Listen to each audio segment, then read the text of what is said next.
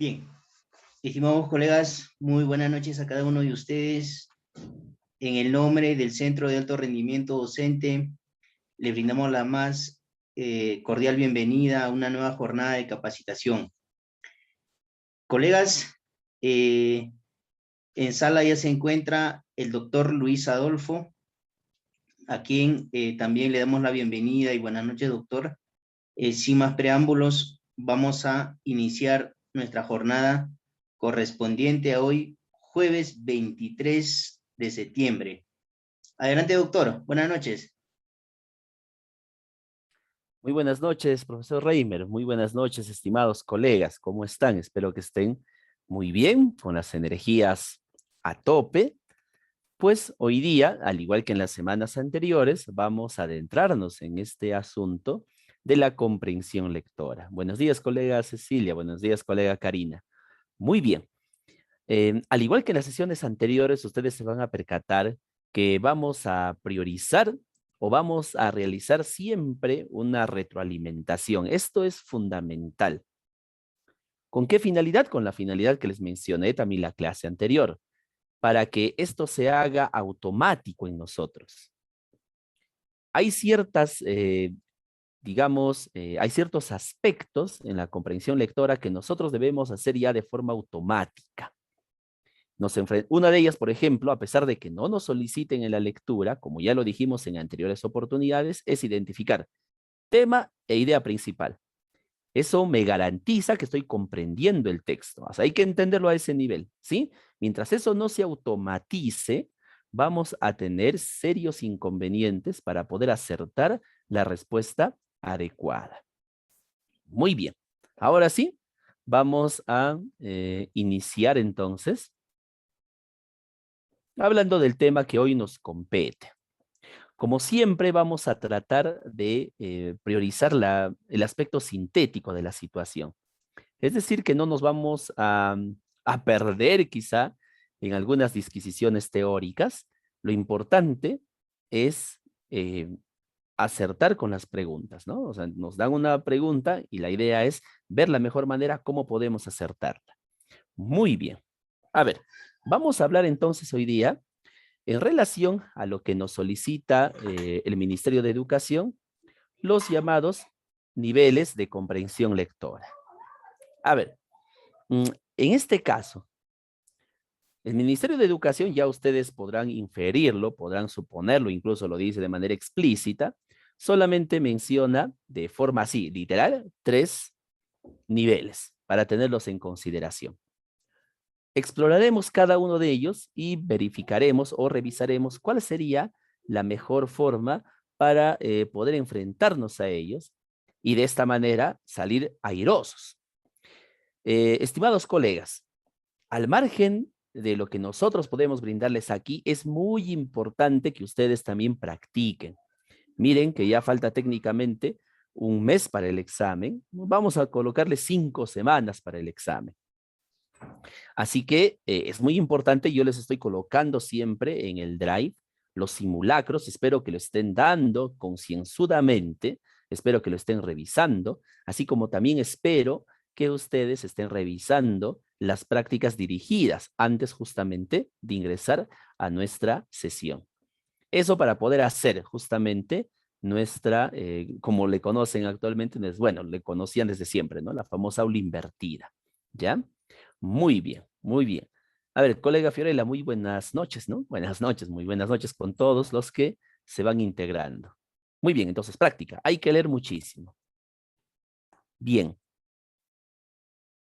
Como siempre, para poder tener en consideración hasta donde sabemos, ya, porque yo siempre estoy actualizando y revisando la página del ministerio, no hay mayores cambios, seguimos con el tema de las 25 preguntas y hay que focalizarnos en acertar u obtener los 50 puntos. No hay que mentalizarnos en los 30. 30 a las justas llego. No, no. Hay que mentalizarnos que todo vamos a acertar.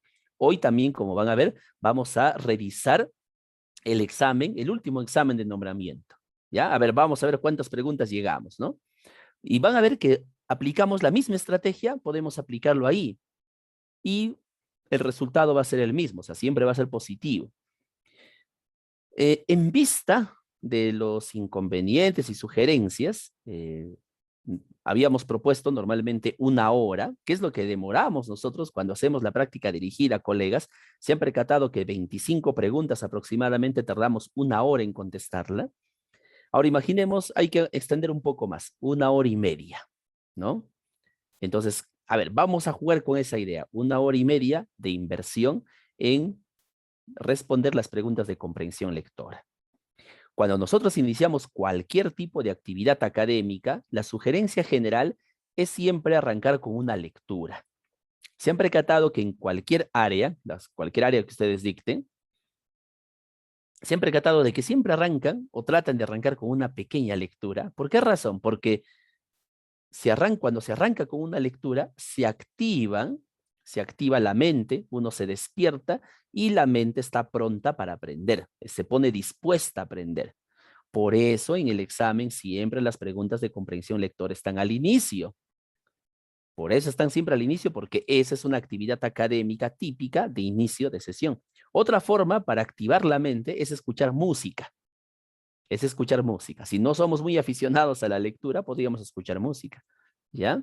Para poder relajar la mente y comenzar a activarla. Por eso en el examen, las preguntas de comprensión están al inicio, colegas. No cometan el desliz de, a ver, veo los textos, uy, qué grandes, me paso, ¿no? A las preguntas de conocimientos pedagógicos. Resuelvo 5, ya me aburrí, voy a matemática, 10. Voy a dejar comprensión lectora para el final. Gravísimo error. Gravísimo error. Por eso muchos colegas no pasan la prueba de comprensión lectora.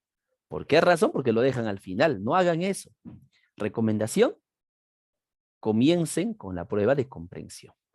¿Ya? Muy bien. Bueno, el día del examen ya veremos, pues, ¿no? Cada quien estará frente a su prueba y verá la mejor manera.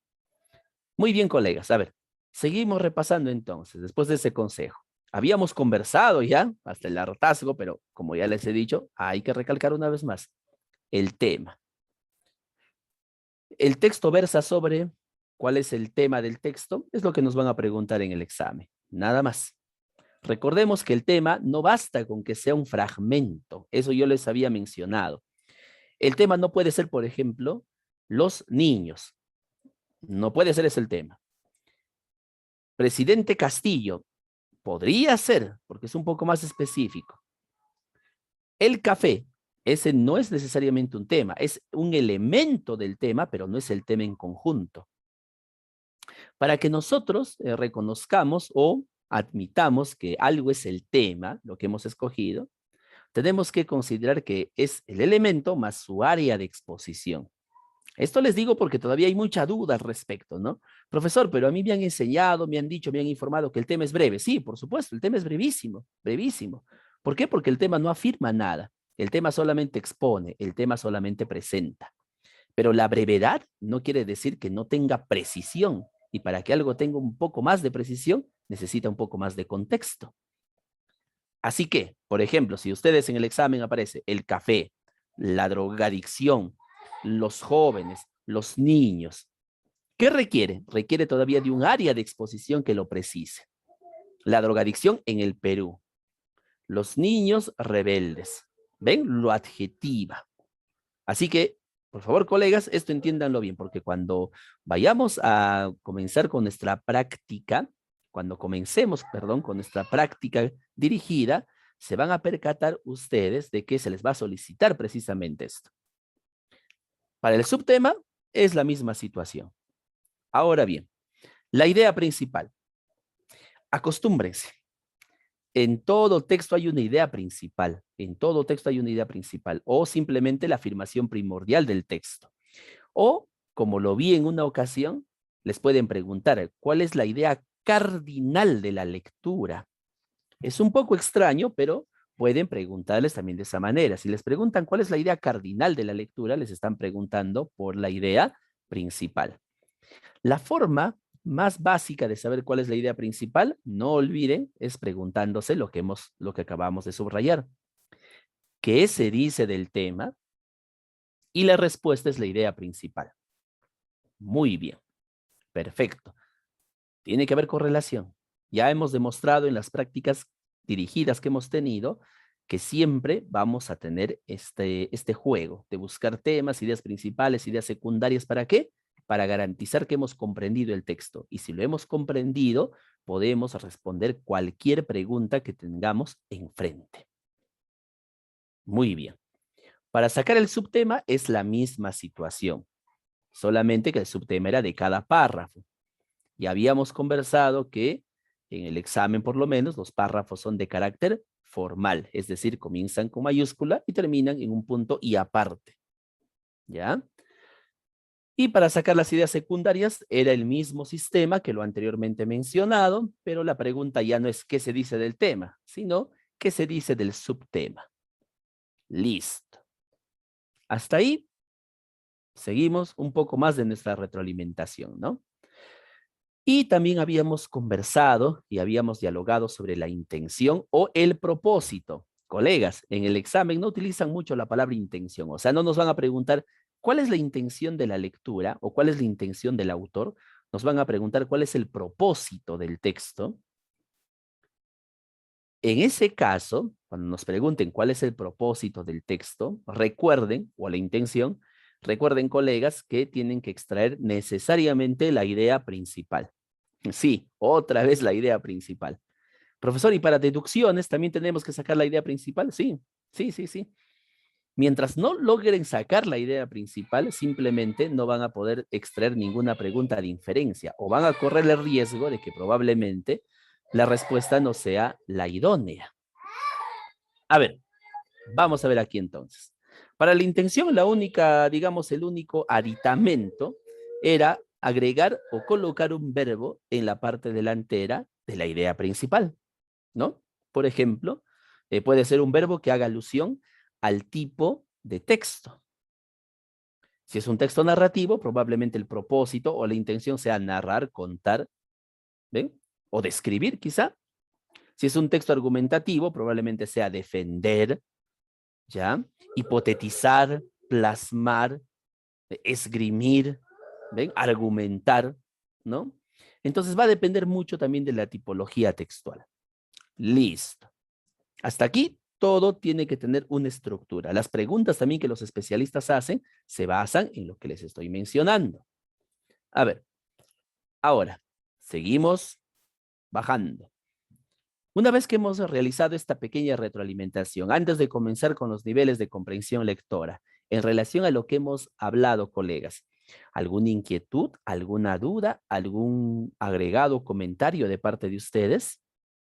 ¿O algo que quizá escucharon por ahí, que leyeron? Todo bien. Muy bien. Listo. Perfecto.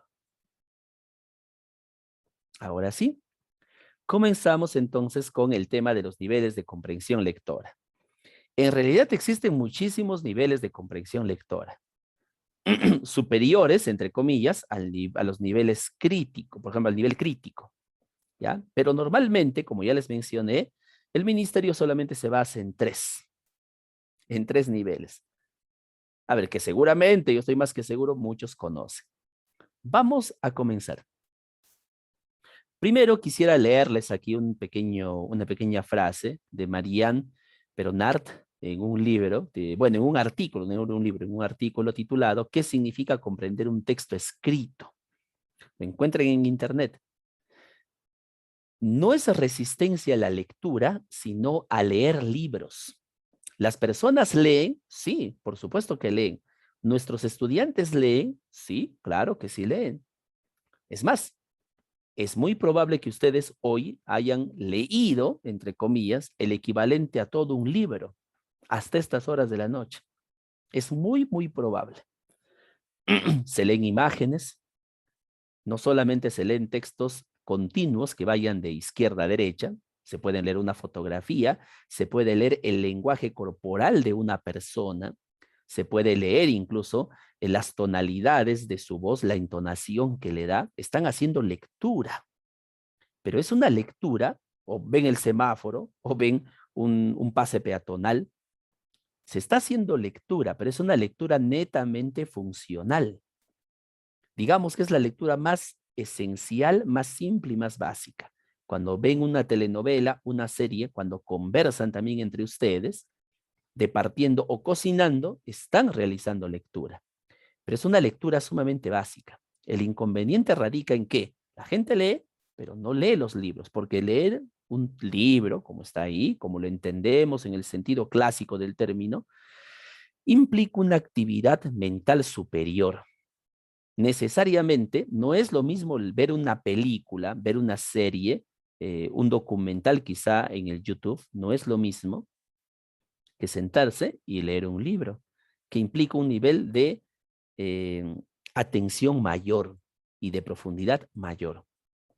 ¿Cuántos lo hacemos? Todos los docentes estamos llamados a leer permanentemente. No importa la especialidad, esa es nuestra obligación, nuestro deber y es nuestra insignia. Así que tenemos que leer, colegas, tenemos que hacerlo o tenemos que practicarlo, ¿no? Aunque no nos guste, seguramente a algunos no les gustará, igual es práctica. Entre los diferentes tipos de lectura, yo he considerado justamente la división que hace Marielle Peronard sobre los tipos de lectura. Ella menciona tres tipos de lectura, ¿no? Así de manera bastante simple, ¿eh? Las llamadas lecturas de entretención o de entretenimiento o lecturas de divertimento son las que hacemos simplemente para pasar el rato. ¿Ya? Puede ser un libro de literatura juvenil, por ejemplo, puede ser una película, quizá del universo de DC Marvel, ¿no? Que ahora está en boga. Es para pasar el rato, para no pensar. Esa es la idea de una literatura, de una lectura de entretenimiento, no pensar, distraerse y olvidarse y perderse, ¿no? La lectura funcional es la que les acabo de mencionar, es la que hacemos permanentemente, todo el tiempo. Aunque no nos demos cuenta, estamos siempre leyendo. Y la lectura de función matética o iterativa. En este caso, se ha basado en un concepto que también se utiliza mucho en psicología. Aquí se refiere al tipo de lectura de aprendizaje. Y ese es el tipo de lectura que a nosotros nos dan justamente en el ministerio. Es una lectura que tiene una función matética, es decir, que aprendamos, iterativa, para poder interiorizar y luego poder aplicarla o emplearla. Este tipo de lectura es al que se aspira, ¿ya? Ese tipo de lectura. Muy bien.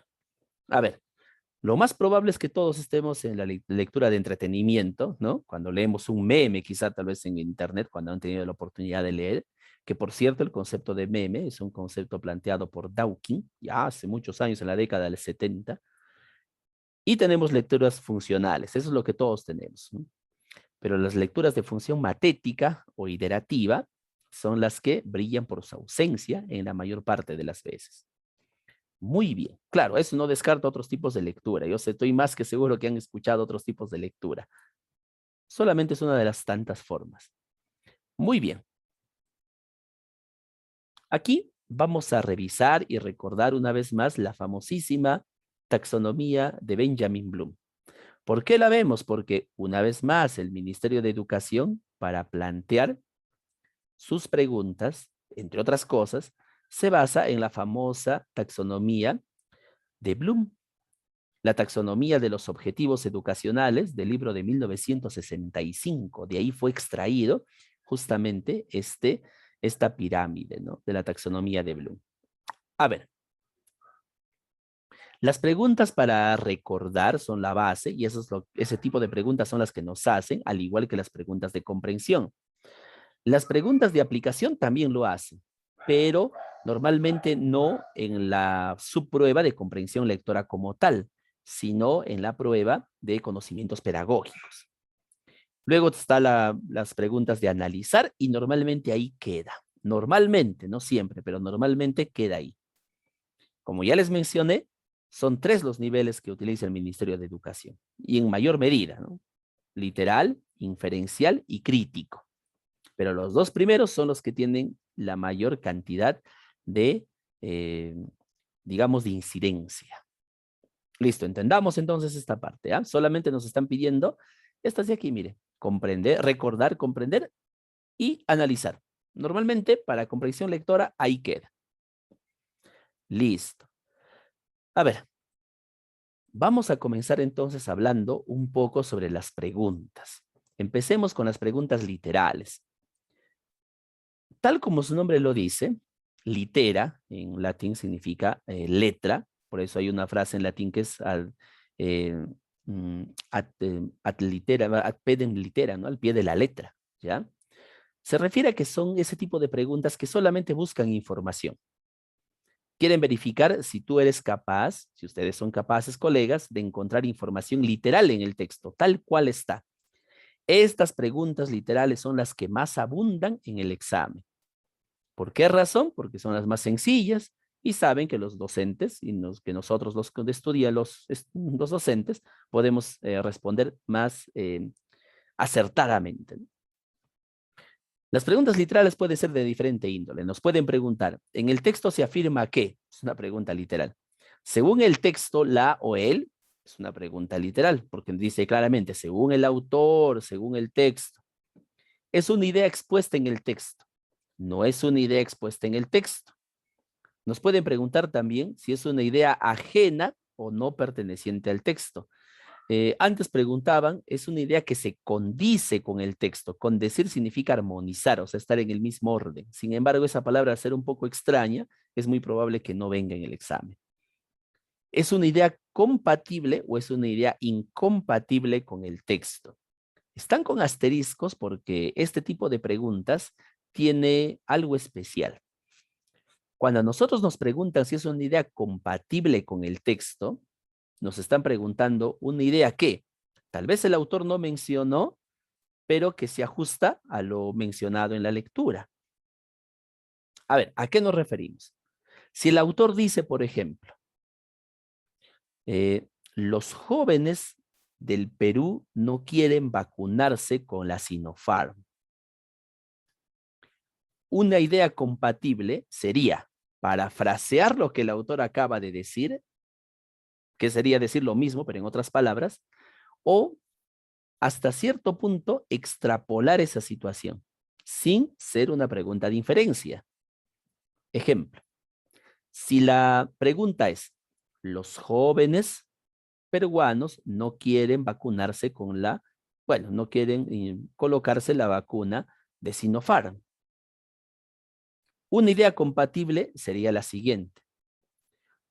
Los jóvenes peruanos o algunos peruanos no confían en la vacuna de Sinopharm. Esa es una idea compatible. ¿Por qué razón? Porque básicamente está diciendo lo mismo, pero sin especificar que sean los jóvenes. Si dice algunos peruanos no quieren vacunarse, podemos entender que son algunos de esos jóvenes. ¿Lo ve? Sigue siendo una pregunta literal. Esas son ideas compatibles. Pueden presentarse también de esa manera. Las incompatibles, como su nombre lo indica, son ideas que no se ajustan al texto o que simplemente entran en contra de lo que afirma el texto. Eso es bastante simple. Si la afirmación es los jóvenes peruanos no quieren vacunarse con la Sinopharm, probablemente la idea incompatible sea los jóvenes peruanos se vacunan masivamente con la vacuna Sinopharm. Es bastante obvio, ¿no? Es una contradicción total, ¿ya? Eso es una idea incompatible. Ojo, una idea incompatible, como su nombre lo dice, es una idea que entra en contra. No es una idea que no tenga nada que ver en sí, sino es una idea que entra en contra. Es como si nos preguntaran cuál de estas ideas estaría en contraposición a lo que el autor afirma. Más o menos, esa sería la idea. Para las preguntas literales, las preguntas más comunes son qué, quién, dónde, cómo, cuándo, cuánto, cuál, para, u otras análogas para sacar información o extraer información. Muy bien, muy bien. Las preguntas literales es obvio que la mayoría no falla. Hasta aquí, ¿alguna pregunta, alguna cuestión, alguna idea? ¿Algún comentario, colegas? De parte de ustedes. Muy bien, creo que todo bien, ¿no? Listo. Hay que tener cuidado con estas dos, ¿ah? No se olviden. Estas dos pueden ser engañosas, pueden ser engañosas. Aquí, cuando hablan incompatible, quiere decir que está en contra, versus, es su antípoda, su oposición total. Y cuando dice compatible, no necesariamente está diciéndonos que diga exactamente lo mismo, sino pueden colocarnos un ejemplo, por decirlo, un ejemplo, y ese ejemplo tiene que coincidir con la idea afirmada por el autor. ¿Mm? Tiene que haber una coincidencia, ¿no? ¿Ya? Muy bien. Listo. Continuamos. Vamos. Tenemos las llamadas preguntas inferenciales. Sabemos que existe una diferencia entre mencionar inferencias, entre decir deducciones, entre decir inducciones, decir incluso abducciones o decir preguntas para colegir o concluir. Créanme, colegas, todas ellas formalmente tienen diferencias. Pero ¿saben qué es lo curioso? Que el ministerio no se hace problemas. Simplemente preguntas inferenciales ocupan todo eso. La definición o la forma como lo ven es la siguiente. Las preguntas inferenciales suponen que la persona que lee el texto va a extraer información de ese texto a partir de la información que está literalmente plasmada en la lectura. En otros términos, nos dan pistas y a partir de esas pistas sueltas, yo puedo concluir o puedo afirmar algo o puedo incluso generalizar algo. Todo eso es inferencia. O nos dan un elemento A y este elemento B, ¿qué obtendríamos? Una inferencia. ¿Lo ven? Básicamente podemos poner un ejemplo aquí, un ejemplo para que lo entiendan mejor. La inferencia más clásica, no más típica. A ver. Si ves pasar por tu calle a una persona llevando botas de jeve, con un paraguas y a paso apresurado, rápidamente podrás inferir que va a llover o que incluso ya empezó la lluvia o que está lloviendo. Eso es una inferencia bastante obvia, ¿no? O sea, no hay mucho que decir. ¿En qué nos hemos basado? En las pistas que nos están entregando. ¿Lo ven? Eso apliquémoslo aquí en la lectura. Ojo, las preguntas de inferencia son algo que en el texto no está, pero que yo tengo que suponer. Así que los distractores que nos dan, como lo van a comprobar luego, pueden ser reales, pero en un plano literal, más no en un plano inferencial. Las preguntas inferenciales son cuando nos preguntan por el tema. Sí, colegas, lo que hemos visto nosotros en las anteriores sesiones han sido preguntas inferenciales. Cuando nos preguntan por el tema, o la idea principal, o la idea eje, o la afirmación principal, todas son preguntas inferenciales, todititas. O simplemente nos pueden preguntar, del texto se deduce, aunque el término exacto sería induce, pero vamos a dejarlo ahí, del texto se deduce o se infiere que, colegas, cuando nos pregunten esto, a ver, quiero que presten mucha atención, ¿ya? Cuando nos pregunten de esta manera y no nos digan exactamente de qué parte o a qué parte alude, debemos de presuponer que nos están preguntando una deducción a partir de la idea principal. En el examen, un texto va a decir, del texto se infiere, del texto podemos deducir, pero no nos dicen de qué parte, o sea, no nos dicen si del párrafo 1, 2, de lo que dijo tal persona, de lo que dijo tal autor. Cuando no nos dicen, nosotros debemos de suponer que se refiere a la idea principal. ¿Ya? Eso es algo ya automático también, ¿no? Muy bien. Muy bien, claro que sí, colega, claro que sí. Miren, y justamente lo que dice el colega, o la colega, disculpe, porque como veo HP no sabría decirle, lo que dice el colega se refiere a esto. Mire, ahí está. Esto de aquí, pero ahorita vamos a verlo, ¿ya? Muy bien. Entonces, colegas, una vez más, si nos dicen del texto se deduce, se infiere, o se colige, o se desprende, pero no nos dicen nada más, tenemos que inferir lo que es a partir de la idea principal. Esta pregunta, del texto se colige, se entiende también de esta forma, lo voy a anotar aquí. Hay algunos autores y algunos colegas también que suelen enseñar lo que es comprensión lectora, que dicen que literalmente no existe una diferencia, que existe, perdón, diferencias entre colegir y concluir, ¿no? Para razones prácticas, no vamos a darle esa distinción. Si en el examen nos preguntan, del texto se colige, dudo mucho que nos pregunten se colige, colegas, lo dudo muchísimo, porque seguramente hay muchos colegas que no tienen idea qué es colegir. Si nos preguntan, ¿del texto se concluye o del texto podemos desprender qué?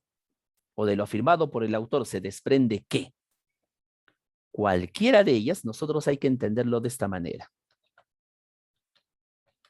Concluye. Hay que entenderlo como una conclusión. ¿Cuál es la diferencia, profesor, entre inferir entonces y dar una conclusión? Por partes.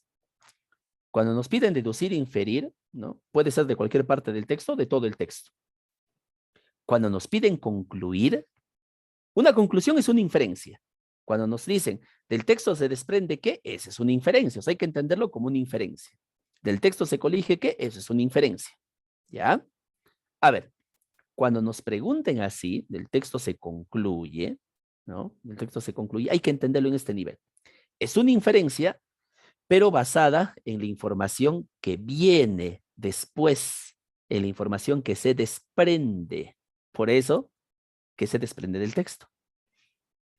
Es a manera de una conclusión, o sea, después de afirmar algo, y por lo tanto, es como si yo les dijera lo siguiente, estimados colegas, para entenderlo bien, ¿ya? La la pasta básica de cocaína es un gran problema para la juventud peruana. Aquí tiene que trabajar muy bien el Congreso.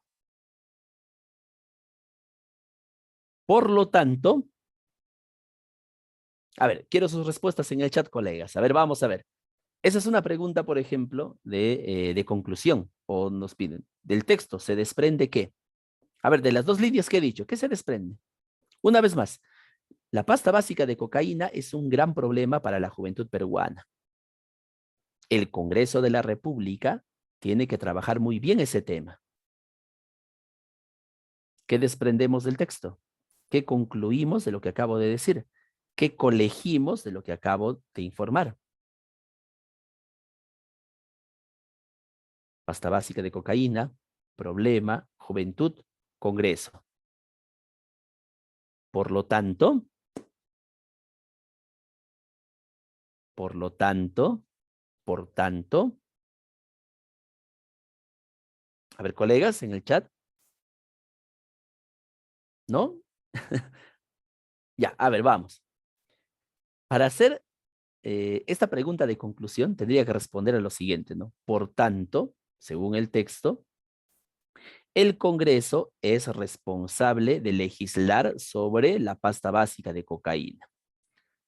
Cuando la colega Londra dice el Congreso debe trabajar, en esos casos está diciendo lo mismo que acabo de decir. Claro, ahí está la colega Verónica. Por lo tanto, ¿qué estoy dando a entender? ¿Y en qué estoy concluyendo? ¿Qué estoy concluyendo? Que ¿quién es el encargado de dar solución? El Congreso. Pero no lo estoy diciendo, simplemente lo estoy infiriendo.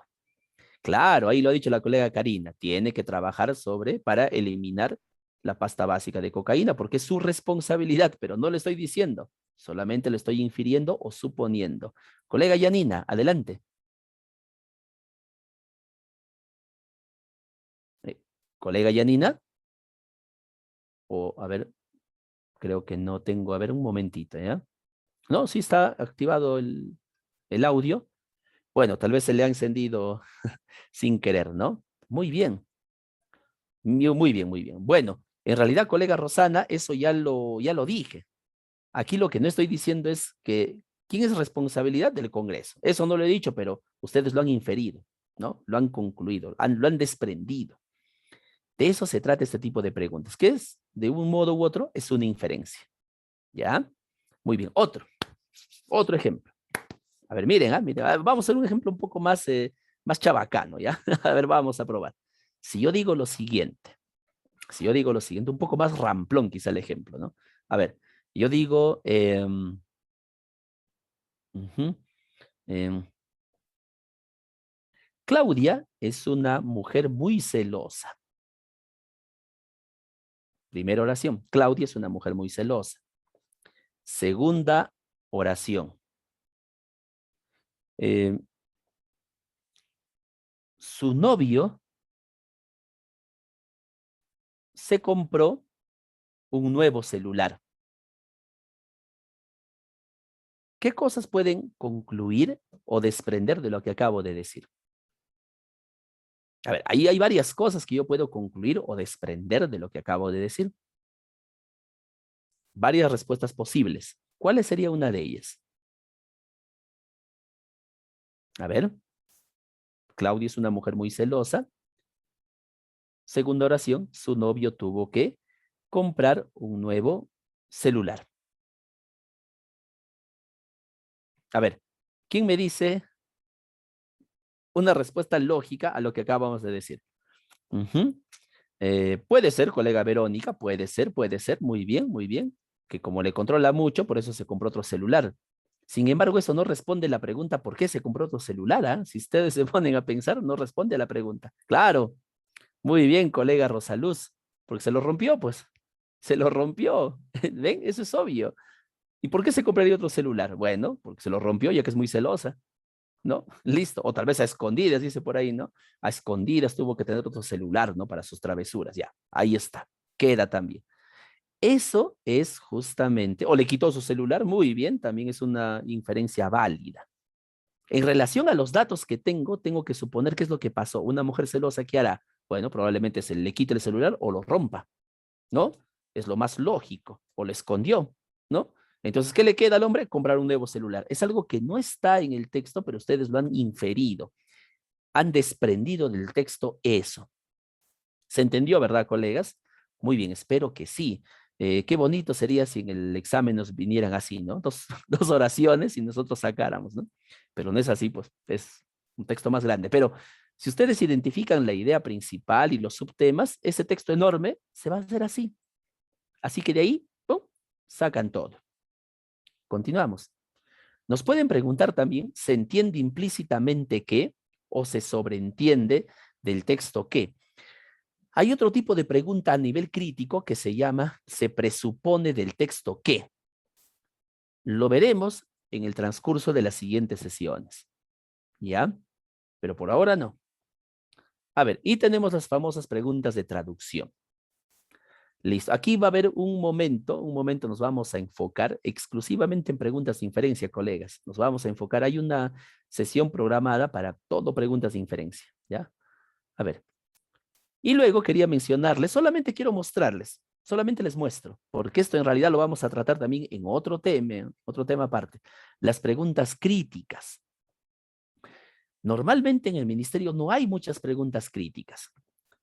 Si hay colegas de comunicación aquí en la sala, para ellos sí, ¿ya? Para nosotros sí va a haber preguntas críticas, un montón, bastante, en lo relativo a las preguntas de conocimientos pedagógicos, colegas. Ahí sí nos van a preguntar y mucho, ¿ya? Y mucho. Pero bueno, en todo caso, les muestro solamente algo así rapidito, ¿ya? Rapidito, porque aquí hay, esto lo vamos a trabajar luego. La tesis. En una pregunta de lectura crítica, lo fundamental, entre otras cosas, es encontrar la tesis y el argumento. ¿Hay estrategias para ubicar la tesis y el argumento? Sí. Y adivinen en qué se basan. En el tema y la idea principal. Otra vez, todo el tiempo vamos a escuchar eso, ¿ya? Así que sí, sí hay estrategias para ubicarlo y de manera muy exacta. Perfecto. Pero vamos a hacer algo, colegas. Las preguntas preguntas de nivel crítico, por hoy lo obviamos, ¿ya? Por hoy la excluimos, no las vamos a tratar. Los dejamos en paz por mientras. Muy bien. Quería que vieran esta parte. Ahí está. Muy bien. Sobre las características generales de las preguntas que nos dan a nosotros en el examen. A ver, cuál es la forma más o menos del tipo de preguntas que nos dan? Ah, por cierto, estas características generales de las preguntas también lo hemos extraído del Ministerio de Educación. Más o menos juega de la siguiente manera. Hay una respuesta posible, ¿ya? Una respuesta posible, ¿no? El A, B, C, ustedes saben que son tres, A, B, C. Siempre hay una respuesta posible, es decir, la respuesta. hay un distractor, Miren cómo funcionan las preguntas, ¿ah? Hay un distractor, o sea, una pregunta, una respuesta que no tiene nada que ver con el texto, nada, nada, nada. O sea, no tiene ningún sentido. Pero también hay una respuesta cierta, pero en determinados contextos. Y aquí es donde la mayoría cae. Cuando se trata de comprensión lectora, aquí radica o estriba el punto álgido. O sea, ustedes ven tres respuestas posibles, ¿no? Ya, se quedan con una, esta debe ser, dicen, pero cuando siguen leyendo, esta no, porque esta no tiene sentido, y descartan, pero ven a otra pregunta y se dan cuenta que es posible, o sea, está bien la pregunta, la respuesta, perdón. Ahora, ¿qué hago? Hay que recordar que una de ellas, o sea, es cierta, es una respuesta cierta, pero solamente en determinados contextos, no en todos. Entonces, ustedes tienen que cotejar, ¿esta respuesta será la auténtica? A ver, voy a compararla y lo revisan en el texto. Y si se dan cuenta que no coincide con el contexto, o sea, que es valedera, pero no en ese contexto, la descartan y se quedan con una. ¿Ya? Ténganlo en cuenta, colegas. El esquema de las tres ABC se basa en esto. ¿Ya? ¿Y cómo acierto con la respuesta? Bueno, hay una mezcla entre el conocimiento previo que se tiene de algo y el nivel taxonómico exigido. ¿Recuerdan la taxonomía de Bloom? ¿Ya?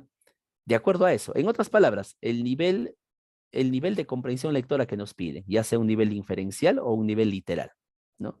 Es una mezcla de ambas, nos da como resultado la respuesta adecuada. Pero esto de aquí, ténganlo muy presente, colegas, ¿ya? Va a haber uno que no tiene nada que ver, totalmente desvinculado, que rápidamente lo van a identificar, y dos respuestas posibles, ¿no? Entonces hay que fijarnos. Una de ellas es cierta, pero en determinados contextos. Así que me quedo con la respuesta viable. Listo. Hasta aquí, colegas. ¿Algún detalle, alguna pregunta, algún comentario quizá de ustedes? Quería mostrarles esta estructura para que lo tengan en cuenta.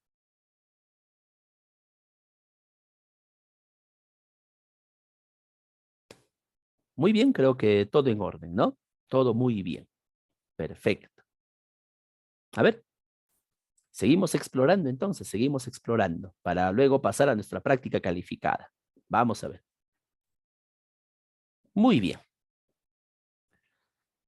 Estos tipos de inferencia también los vamos a revisar con mayor detenimiento y mayor amplitud cuando realicemos el repaso propio de la inferencia.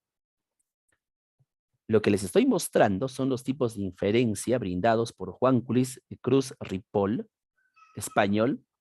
Estos 5 tipos de inferencia son los que, digámoslo así, mejor explican la manera como funciona este sistema o esta forma.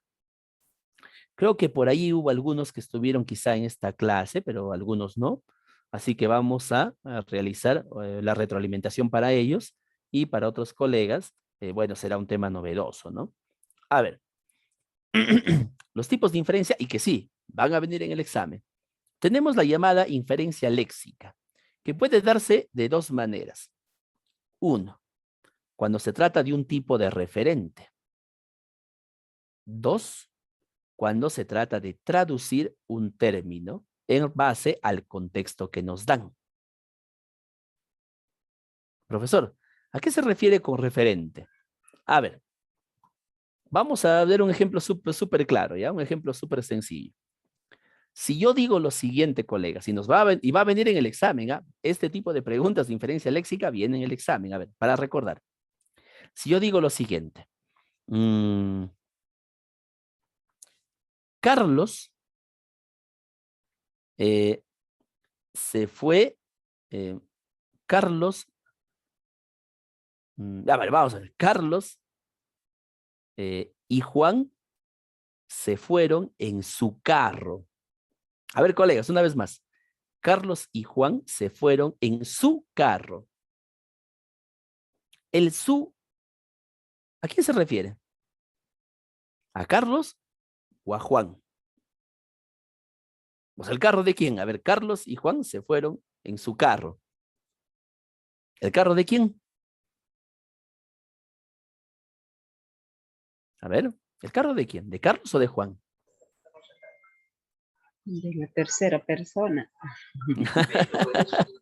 Muy bien, colega Mercy. Muy bien, colega Mercy. Miren, la colega se ha dado cuenta clarísimo. En realidad, ese ejemplo tiene un vacío, porque no se sabe. No se sabe de quién, colega Marina, colega Renzo, no se sabe en realidad. Carlos y Juan se fueron en su carro, pero ¿de quién?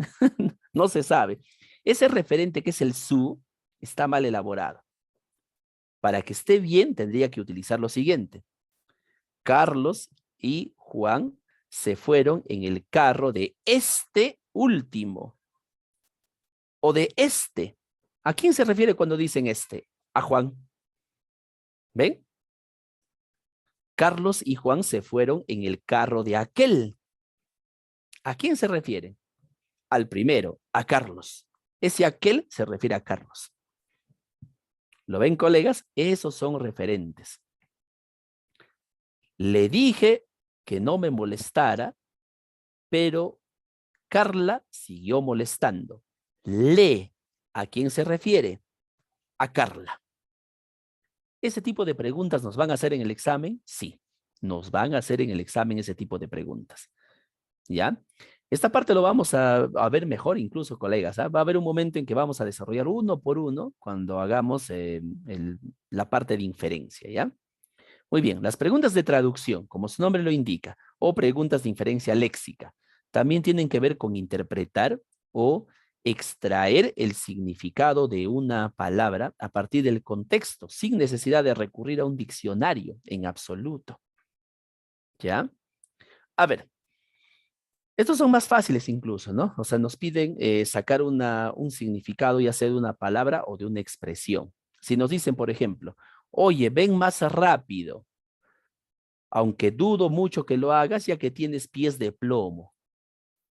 Cuando alguien nos dice que tenemos pies de plomo, literalmente no hay que entenderlo, pues, ¿no? Que nuestros pies son de plomo, sino que somos muy lentos, muy lerdos, muy pandos, muy pesados.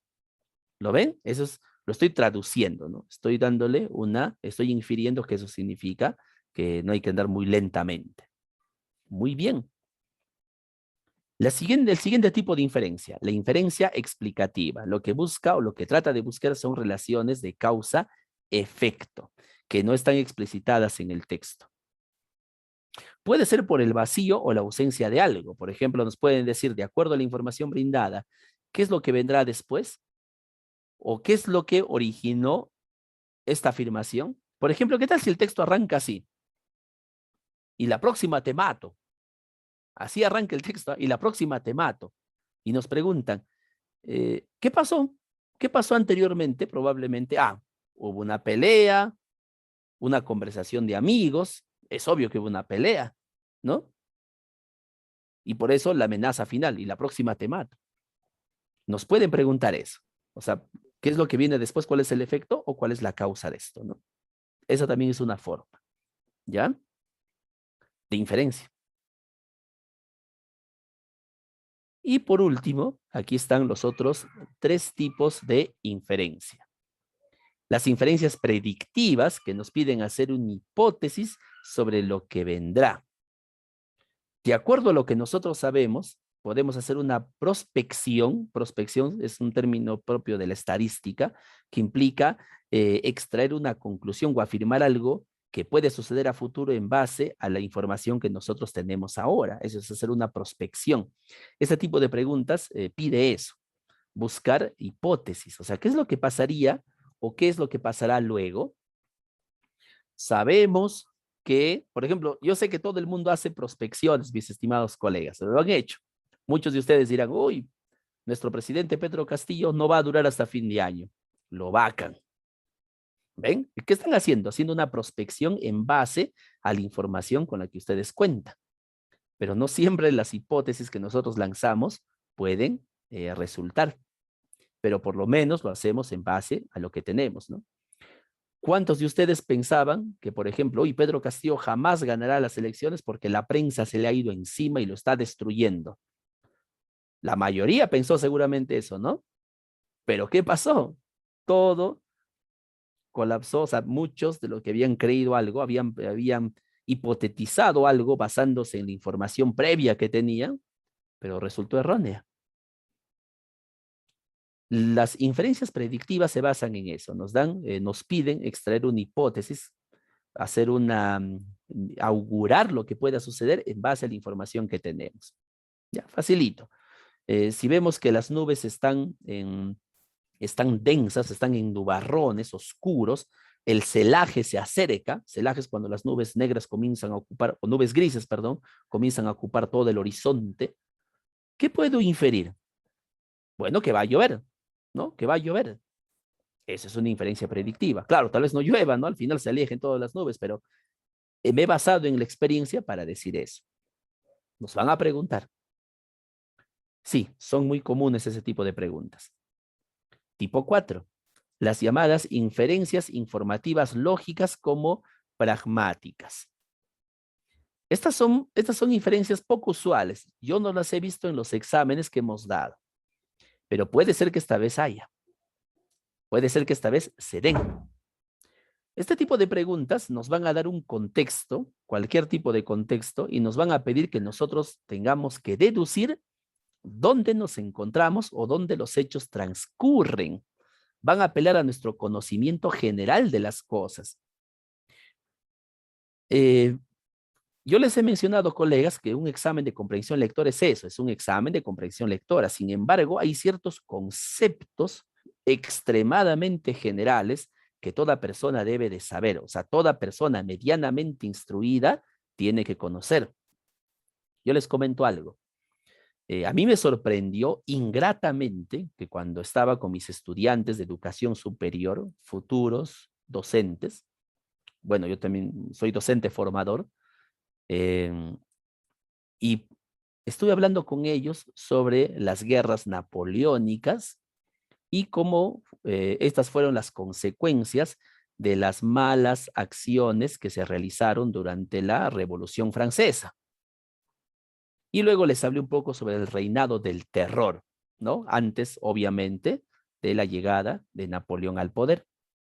¿Y saben qué es lo que me sorprendió, estimados colegas?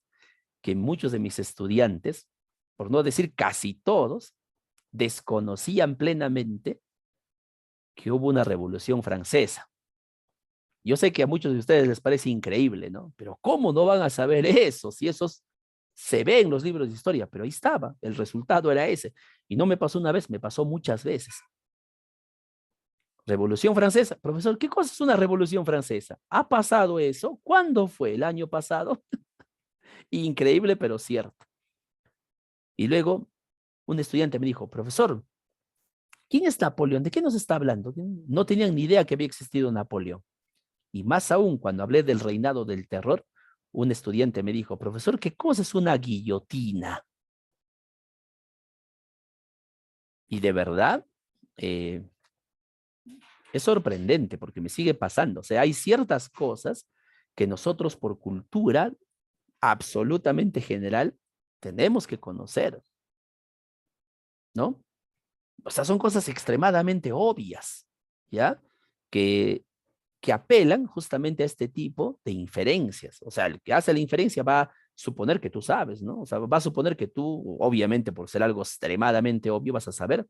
Por ejemplo, ¿qué tal si en el texto te dice, Juan Carlos ya no aguantaba el calor que lo atormentaba, así que se acercó a un puesto y le pidió una gaseosa a la bodeguera, quien no pudo escuchar lo que pedía Juan Carlos por el intenso ruido del tráfico? ¿Dónde está el protagonista? Está en un pueblito de la sierra durante la época del friaje, o se encontrará en la capital o en una capital, en la capital de la costa o en la costa, ¿no? En una ciudad en pleno verano. La lógica me indica que es lo segundo, pues eso me indica la lógica, el sentido común, ¿ya? Eso es lo que nos pide este tipo de preguntas, ¿sí? Y necesariamente, mis estimados colegas, sí, nos va a pedir que nosotros tengamos conocimientos generales de algo, ¿ya? Generales de algo. Muy bien. Por ejemplo, les pongo otro ejemplo, ¿no? Un texto, pero no fue para el examen de este tipo, fue un texto ya hace mucho tiempo dado a colegas. en donde hablaba sobre los agujeros negros y explicaba por qué los agujeros negros no eran agujeros negros en el espacio. Y muchos colegas me decían, ¿qué cosa es un agujero negro, profesor? Increíble, pero cierto. Tipo 5. Inferencias pragmáticas o temáticas. Estas son más particulares. Se dan sobre todo en textos que tienen un cierto nivel de figuración. Por ejemplo, puede ser en un poema o puede ser en un texto narrativo. Nos dan un poema y nosotros tenemos que simplemente así identificar quizá cuál es la alegoría o a qué se refiere o qué simboliza. El poeta Leonidas Yerovi, ¿ya? Claro, Leonidas Yerovi, sí, Leonidas Yerovi, ¿no? Leonidas Yerovi, bueno, el otro escritor es Nicolás Yerovi, ¿ya? De Leonidas Yerovi, quien fue asesinado por un chileno, por cierto, ¿ya? Por ser un poco picaflor, ¿no? Por ser coscolino. Coscolino se le llama a un hombre muy mujeriego, ¿ya? Él decía lo siguiente. A ver, ¿quién se da cuenta de lo que él mencionaba? Miren, ¿ah? Yo quisiera ser en el amor como el mar. ¿A qué se refiere? Profesor, ¿a qué es grande, a qué es enorme, a qué es frío, a qué es grandioso? No, él se refería a otra cosa. Miren, les acabo de dar un dato. Él era mujeriego, bien mujeriego, por eso también lo mataron, ¿ya? Yo quiero ser en el amor como el mar, decía. O para más preciso, como las olas del mar. ¿A qué se refiere? A ver, ¿quién se da cuenta? Para que se den cuenta a qué me refiero cuando digo inferencia pragmático-temática. 1. Leonidas Yerovi era muy mujeriego. 2. Él afirmó que quería ser en el amor como las olas del mar. A ver, ¿a qué se refieren? A ver, ¿quién se anima, colegas, a inferir a qué se refiere el poeta con eso? Miren, ser en el amor como las olas del mar. ¿Alguien?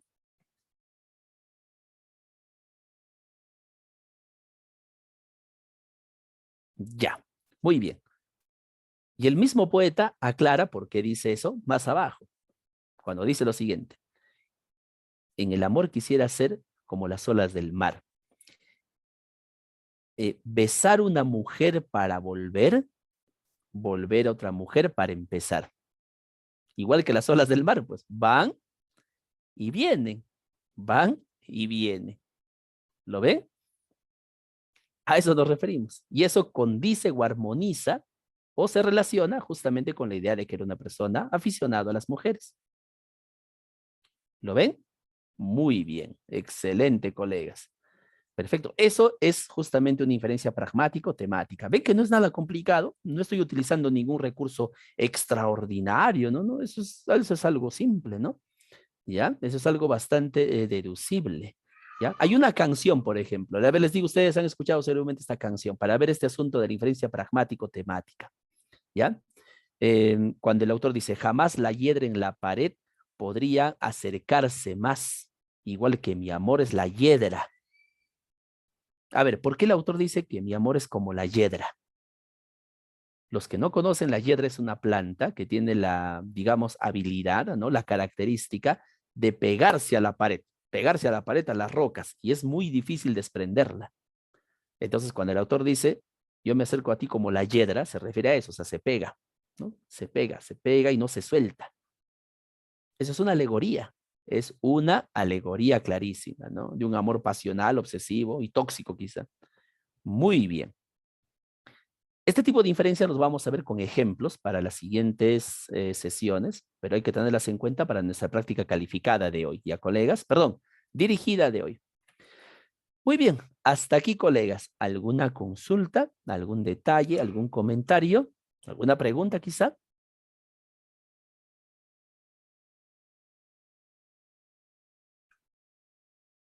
Ninguna. Muy bien. Entonces procedemos a lo siguiente. A ver, vamos a aprovechar para tener nuestra, como siempre, como tuvimos igual la sesión anterior, vamos a tener un pequeño receso de 5 minutos, solamente 5 minutitos, ¿ya? Para que no se nos pase la hora, el tiempo, vamos a utilizar nuestro temporizador que ya les había mostrado incluso las sesiones anteriores, ¿sí? 5 minutitos aprovechamos, colegas, entonces voy a colocar aquí el sonido. Vamos a colocar el sonido del gallo.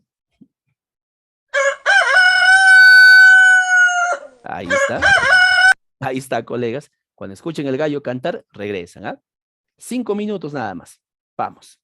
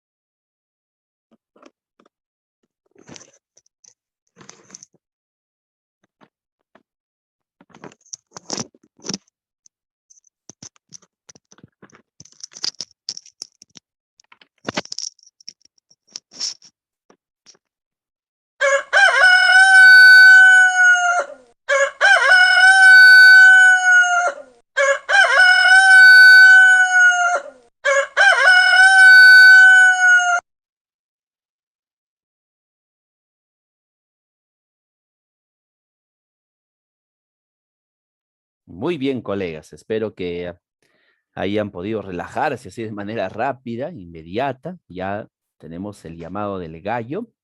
Así que vamos a empezar con nuestra práctica dirigida.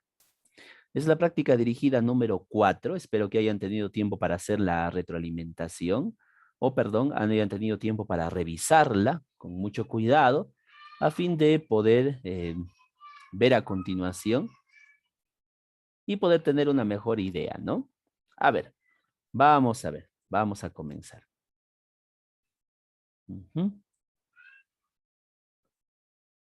Aquí está, nuestra práctica dirigida número 4.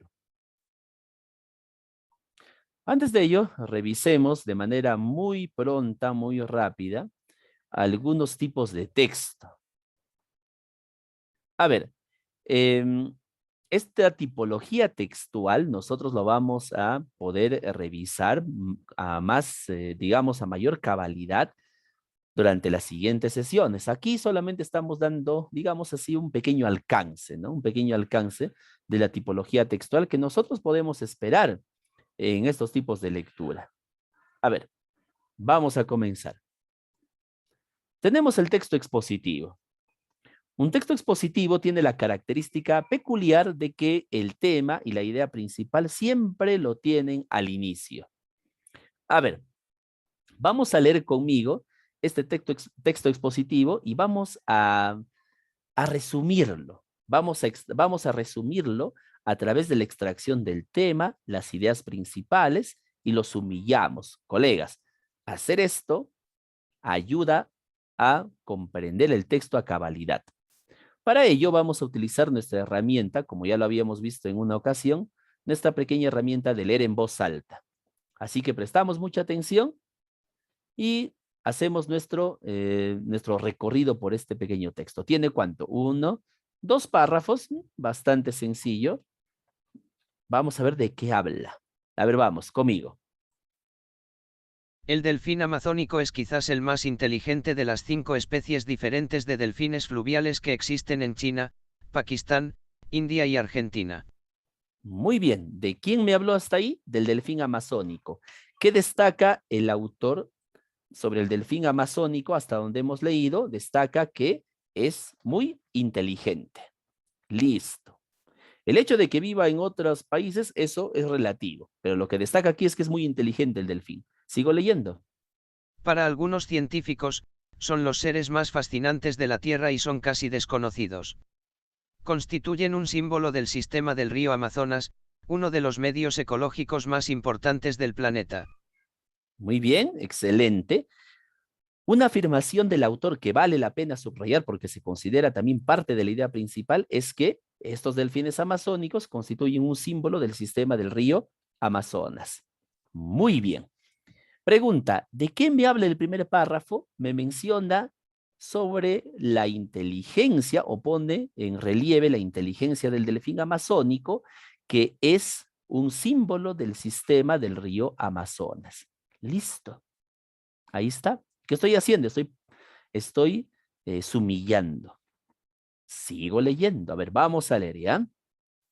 A pesar de ello, algunos cazadores ilegales los matan para extraerles los ojos, que venden como amuletos de buena suerte. Los pescadores también matan a los delfines, porque estos se comen a los peces y, además, se atascan en sus redes. Muy bien. Aquí me está mencionando por qué razón, 2 razones principales por las que los delfines mueren. La primera, cuando los cazadores los matan para extraerle los ojos y los venden como amuletos de buena suerte. Muy bien. Aquí está, primer detalle. Y el segundo, los pescadores, ya no los cazadores ilegales, sino los pescadores, porque se comen a sus peces, ¿no? Y se atascan en sus redes. Muy bien. Sigo leyendo. Los conservacionistas han logrado algunos éxitos en promover el apoyo del público brasileño en su lucha para preservar a las curiosas criaturas amazónicas.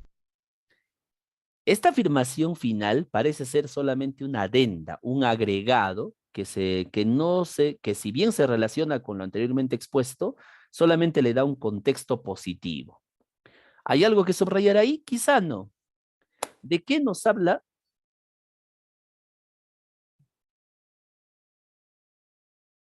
A ver, colegas, ¿me escuchan? ¿Colegas? Sí, maestro, sí se le escucha. Ah, ya. Disculpen, colegas, sino que aquí parece que ha habido un apagón, qué raro. Bueno, está de moda el apagón. Bueno, seguimos, ya. A ver, qué extraño. A ver, un momento ya, colegas. Bueno, algo ha sucedido. Bien, en fin, a ver si no me escuchan. Bueno, vamos. Entonces, ¿de qué nos habla el segundo párrafo? Lo voy a sumillar. Nos menciona de los cazadores,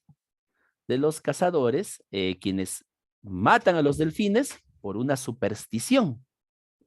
¿Cómo sé que es por una superstición? Porque los matan para venderlos como amuletos, ¿no? Y de los... a ver, un momento, colegas, un momento, que algo extraño ha sucedido. Y de los pescadores, quienes los ejecutan o quienes los matan porque se devoran a sus peces y porque arruinan sus redes. Eso es todo. ¿Ya? Eso es todo. A ver, colegas, un momento, por favor, disculpen, mil disculpas, un momento. No sé qué está sucediendo por aquí, pero estamos teniendo algunas dificultades con el tema del fluido.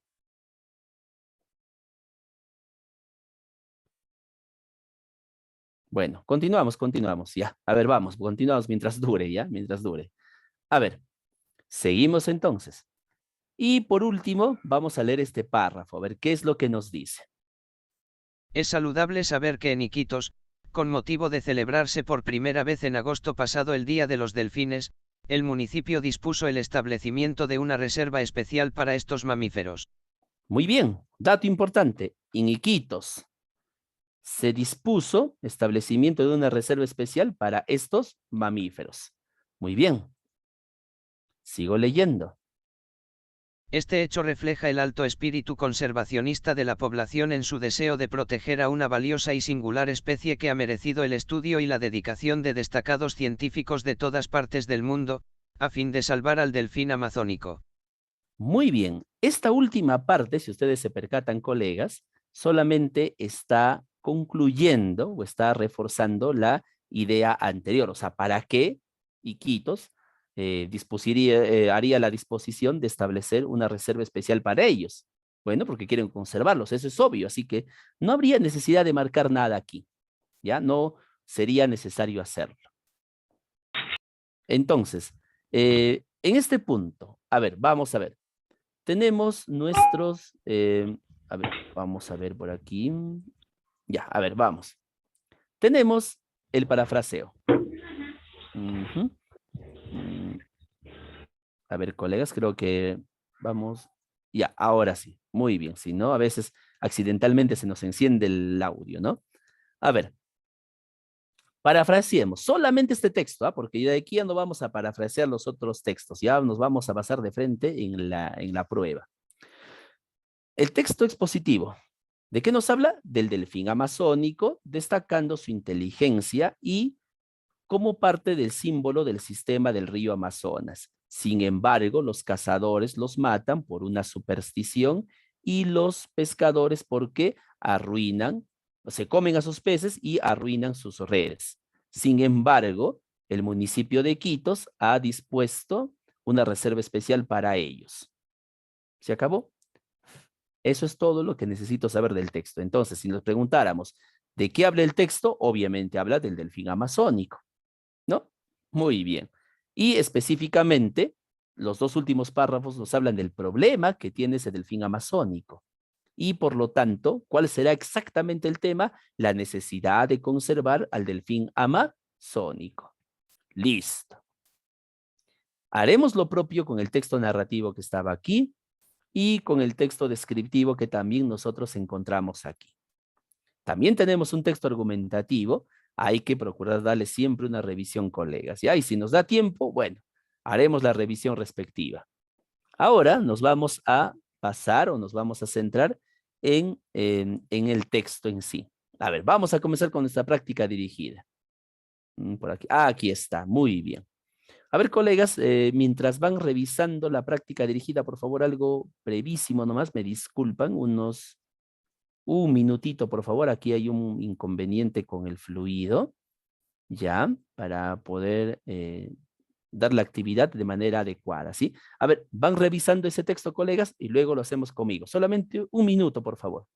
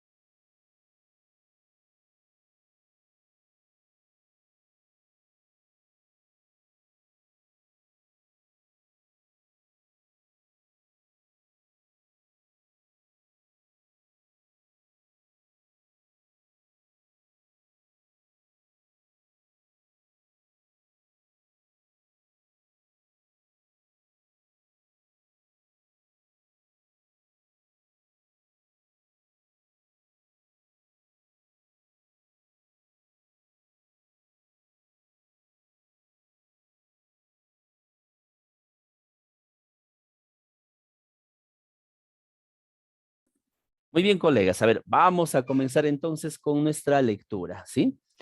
A ver, iniciamos entonces. Tenemos este pequeño texto, ¿no? Este pequeño texto. A ver, vamos a comenzar. Tenemos un texto de 3 párrafos.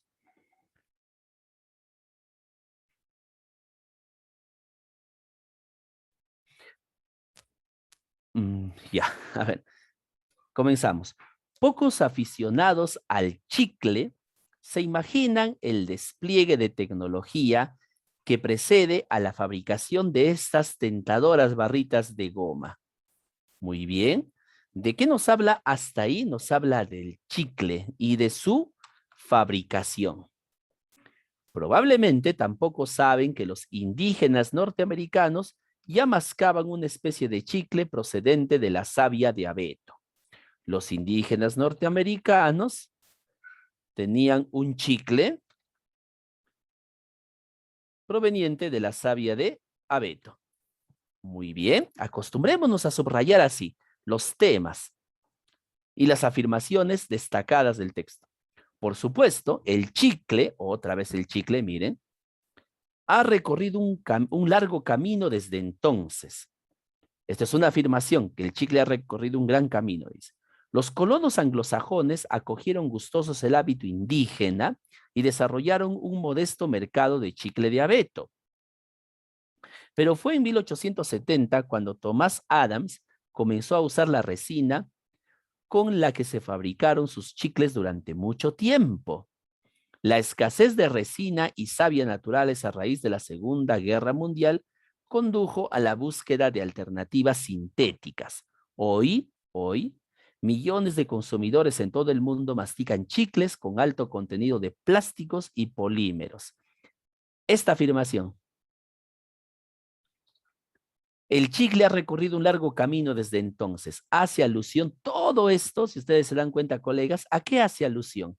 En una palabra. A ver, ¿quién me dice a qué hace alusión? En una palabra nada más, colegas. En el chat, a ver. ¿A qué hace alusión?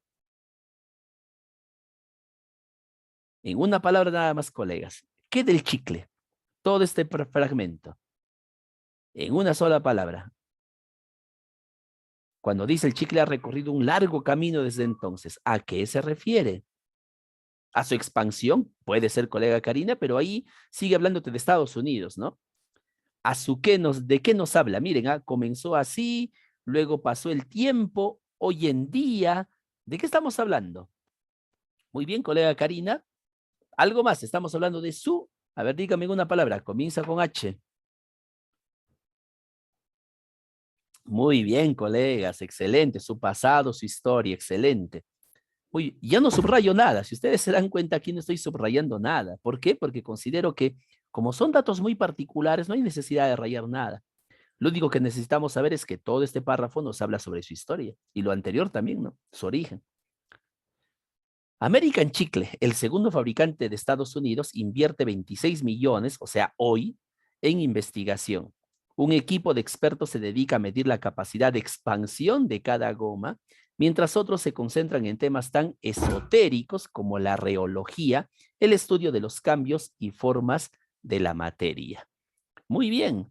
Aquí lo que destaca es el hecho de que se invierten millones de dólares en investigación en relación al chicle. ¿Cuándo se hace eso? Hoy, o sea, actualmente. Muy bien, muy bien. A ver, vamos a ver cada una de las preguntas. Cuando ustedes lean, estén en el examen, colegas, hagan eso, subrayen e identifiquen rápidamente, hagan un repaso. El tema, el chicle. ¿Qué del chicle? Bueno, me habló de cómo comenzó y luego toda su historia y luego lo que destaca al final es la cantidad de dinero que se invierte para investigación. Listo. Recién ahí me animo a ver las preguntas. 1. La idea principal del texto, ¿cuál es? Ah, bueno, me habla sobre el chicle. ¿Ya? ¿Cuál será la respuesta, colegas? Aunque técnicamente no es una idea principal, ¿no? Aquí sería, más bien, para ser más exacto, sería el tema, ¿no?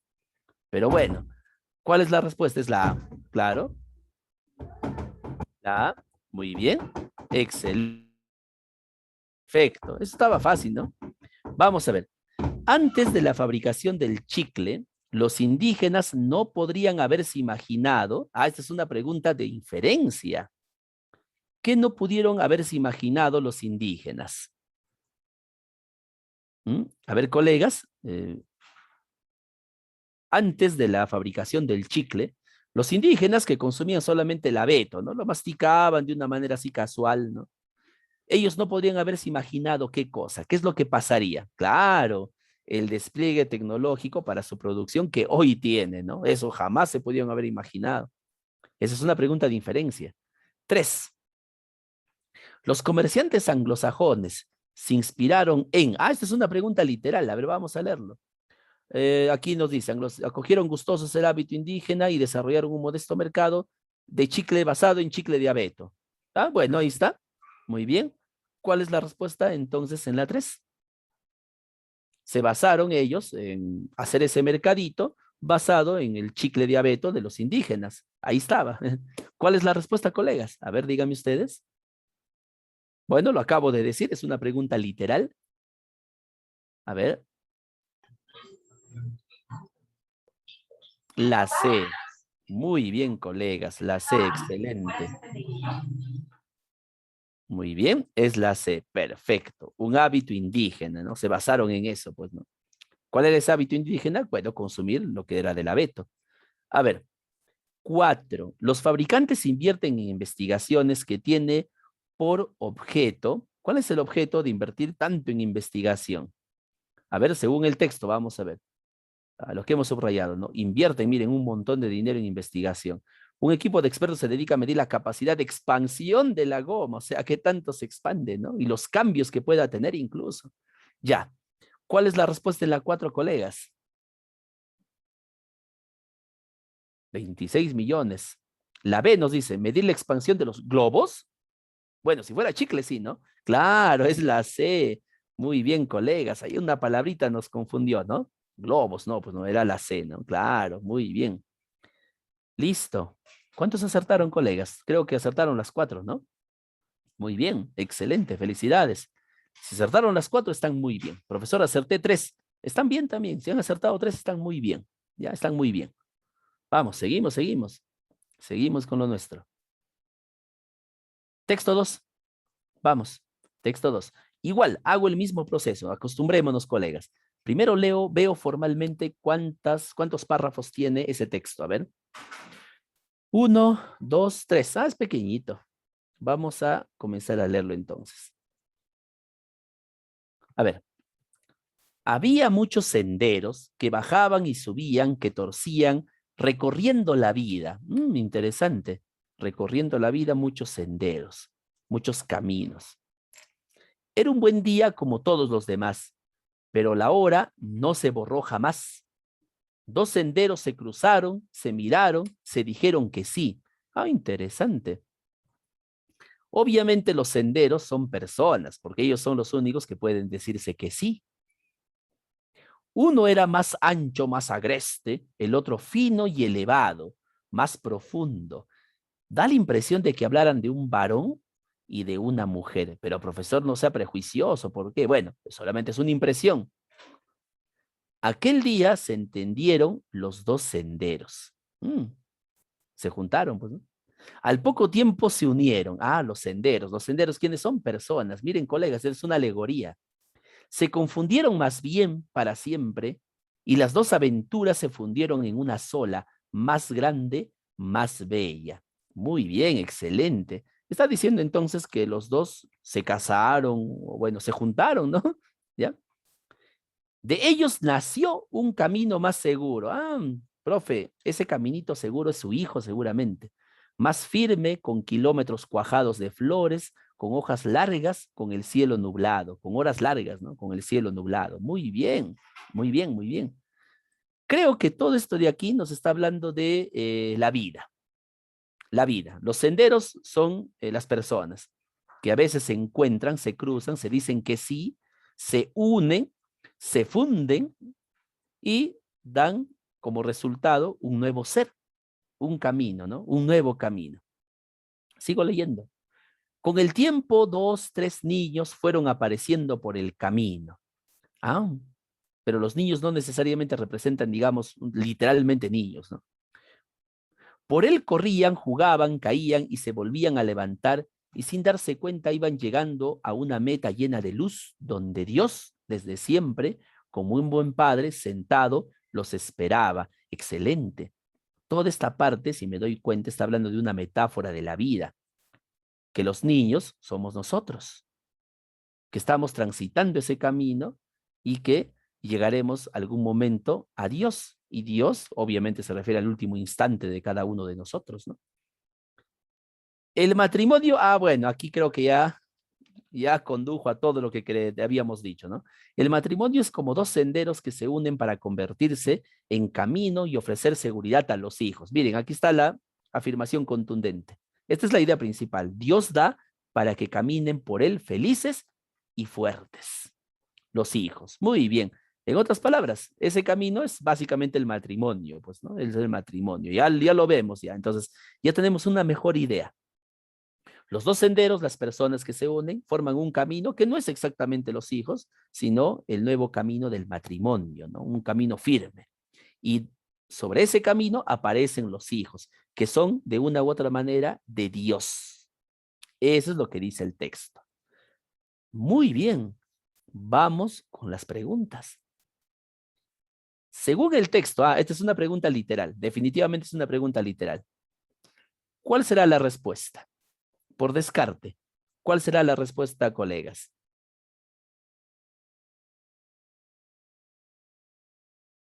De acuerdo al texto. A ver, vamos a ver. ¿El matrimonio tal vez ofrezca seguridad a los hijos? ¿Tal vez? No, no dice tal vez. Según el autor dice que sí. Profesor, pero no siempre es así. Colegas, puede ser que no sea así, pero debemos basarnos en el texto. ¿Ya? En el texto no te dice tal vez, en el texto te dice que sí, lo va a hacer, lo va a hacer. Así que descarto la C. La A. Un camino encontró al otro. Esta parece ser, ¿no? A ver, vamos a leer. Vamos a leer. Recorriendo. Era un buen día, todos los demás, pero la hora se borró jamás. Dos senderos se cruzaron, se miraron, se dijeron que sí. Los dos senderos se cruzaron, se miraron. No está diciendo que uno encontró al otro. Obviamente la respuesta, ¿cuál es? La B. Muy bien, colegas, es la B. Claro, es la B. ¿Lo ven? Esta es una pregunta literal. Teníamos que haber leído bien esa parte, ¿no? Bueno, en el examen ustedes van a poder cotejar, pues, ¿no? La respuesta. Por favor, siempre comprueben su respuesta. Nunca se confíen. 2. Los senderos estarían representando. Esto es sencillo, ¿no? Los senderos que menciona el texto, ¿a qué representan? A ver, la respuesta en la 6, ¿cuál es? Dos senderos que van y se encuentran y se unen. Claro, clarísimo, es la A, ¿no? Muy bien, es la A, ¿no? A la pareja que une sus vidas por amor, según el texto. No son los caminos para llegar a Dios. Eso es ya cuando se formen matrimonio. Los senderos, ambos senderos que unen sus vidas por amor, dicen, ¿no? Ahí está, la parejita, ¿no? La pareja. Vamos con la 7. A ver, se puede deducir del texto. ¿Qué podemos deducir del texto, colegas? ¿Y por qué esa sería la respuesta?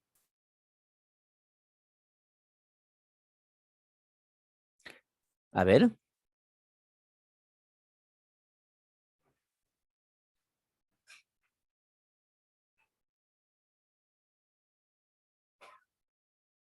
La B. A ver. Del nuevo camino se formarán a la vez nuevos caminos. Claro que sí. La respuesta es la B, colegas. ¿Por qué razón? Porque el texto dice, si hay varios caminos, varios senderos, la lógica me indica que de ese nuevo camino que se ha hecho, también se encontrará en algún momento con otro camino y así la vida sigue. Profesor, ¿y por qué no puede ser la A? Porque eso el texto lo dice literalmente, colegas. ¿Se han percatado que la A en el texto lo dice literalmente? Y la pregunta es deducir. La deducción es algo que no está en el texto, pero que yo lo supongo. Si es algo que está en el texto, es falso, no es deducción. La deducción es algo que no está, pero que yo tengo que suponer. La respuesta es la B. Vamos con la 8. De acuerdo al texto. Esta es una pregunta literal también. De acuerdo al texto. Según el autor, no según lo que nosotros creemos. Según el texto, o de acuerdo al texto,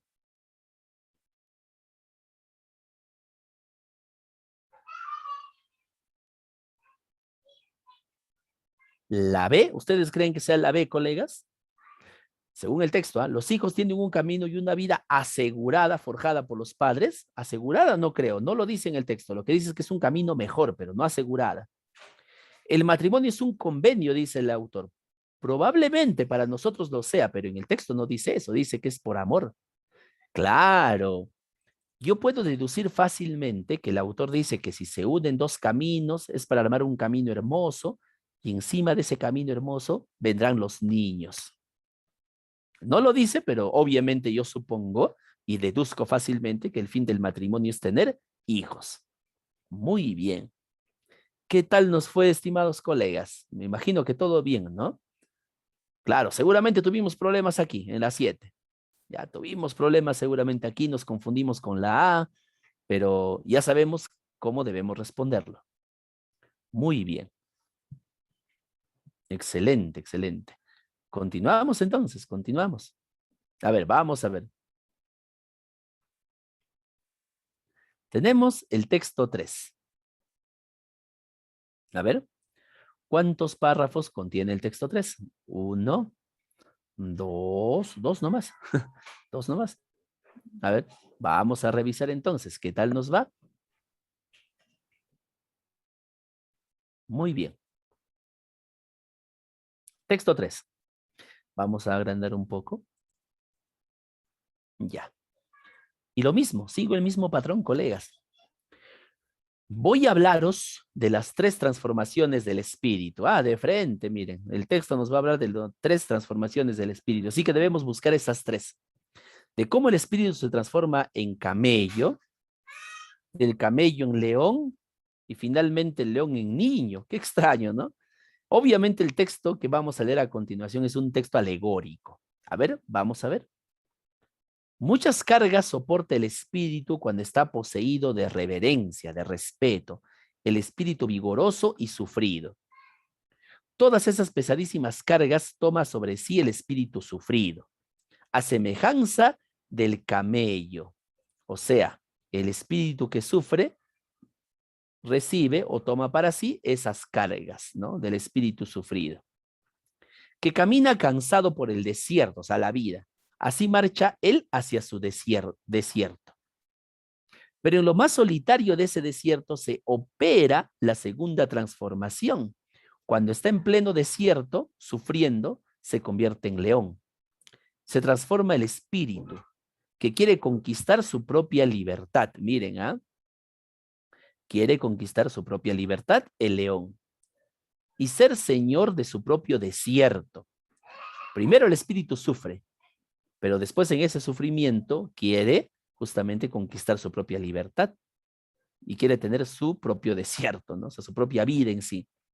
El tú debes le sale al paso como un animal escamoso y refulgente en oro, y en cada una de sus escamas brilla con letras doradas el tú debes. O sea, le sale el orgullo, ¿no? Al león le sale el orgullo. Se vuelve orgulloso, ¿no? Tú debes hacer esto, ¿no? Mas ahora decidme, hermanos míos, ¿qué es capaz de hacer el niño? Aquí está la tercera transformación, que ni siquiera el león haya podido hacer. ¿Para qué, pues, habría de convertirse en niño el león carnicero? El autor está dudando, ¿no? De la tercera transformación. O sea, ¿para qué el león se va a convertir en niño? ¿Para qué el león se va a convertir en un niño inocente, qué sé yo? Se va a convertir en va a dejar de ser un león carnicero para convertirse en un niño. Eso no tiene sentido según el autor. Solamente lo pone como pregunta retórica. 3 transformaciones del espíritu os he mencionado. Os he mostrado cómo el espíritu se transforma en camello, luego el camello en león y finalmente el león en niño. Muy bien. ¿Por qué lo hace? O sea, ¿por qué? ¿Qué es capaz de hacer el niño que el león no puede hacer? ¿No? O sea, debe ser algo tan extraordinario que el león no puede hacer, que es la búsqueda de su libertad. A ver. Entonces, ¿de qué me habla el texto? El texto me habla de las 3 transformaciones del espíritu, que el autor refuerza una vez más al final. Estamos frente a lo que se conoce como un texto encuadrado, que es un texto encuadrado que tiene la idea principal al inicio y al final. El texto nos habla de las 3 transformaciones, de cómo el camello sufre las cargas del espíritu, pero ese camello luego al llegar al desierto se transforma en león y quiere buscar su libertad. Y entonces ahí viene la pregunta, ¿por qué se transformaría en niño? ¿Qué más puede ofrecerle el niño aparte de esa libertad? Muy bien. El tipo de texto, como lo acabamos de mencionar, es claramente un texto argumentativo de carácter encuadrante, colega, ¿no? Colega HP, ¿ya? Ese es el tipo de texto según la ubicación de la idea principal y según su discurso es un texto claramente argumentativo. El autor nos explica a través de una serie de argumentos narrativos por qué razón existen esas 3 transformaciones del espíritu. Nos pregunta la colega o el colega los demás textos. Vamos a revisarlos. Este texto de los senderos es claramente un texto que tiene una preponderancia descriptiva. Ojo, el hecho de que sea descriptivo no quiere decir que sea todo un texto descriptivo. Tiene características descriptivas, pero es un texto de carácter argumentativo sintetizante. ¿Por qué sintetizante, profesor? Porque la idea principal la tiene al final. Es un texto argumentativo sintetizante. Y en el caso del primer texto, a ver, lo revisamos antes de ver lo demás, ¿no? Es claramente un texto de carácter expositivo, informativo.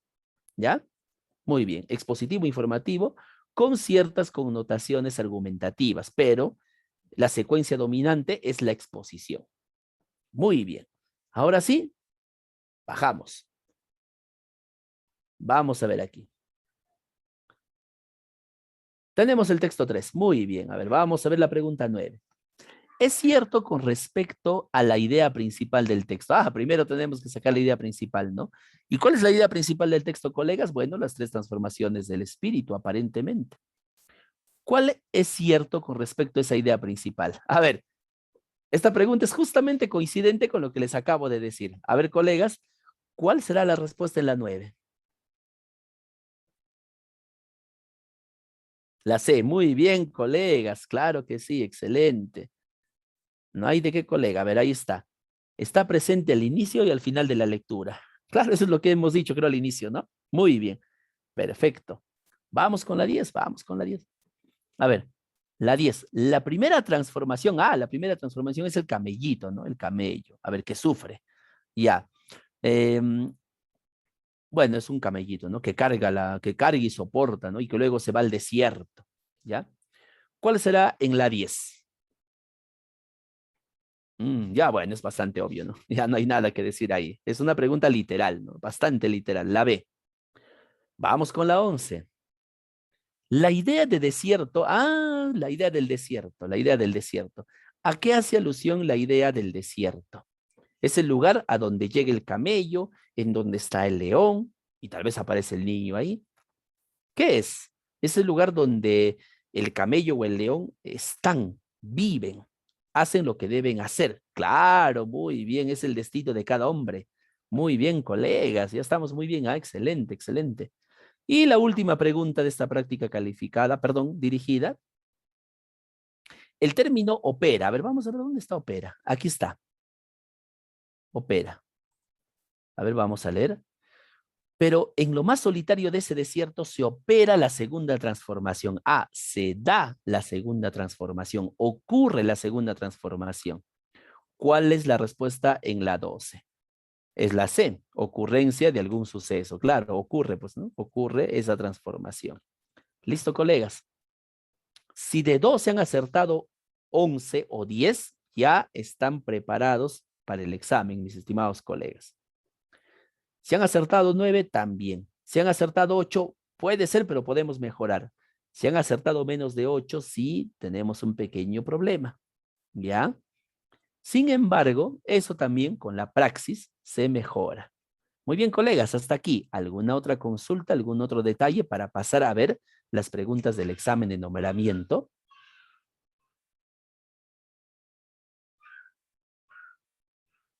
¿Ninguna? Creo que no, ¿verdad? Muy bien, listo. Bueno, por el tiempo claramente vamos a poder revisar solamente una de las preguntas, ¿ya? A ver, vamos a explorar un poco aquí, ¿sí?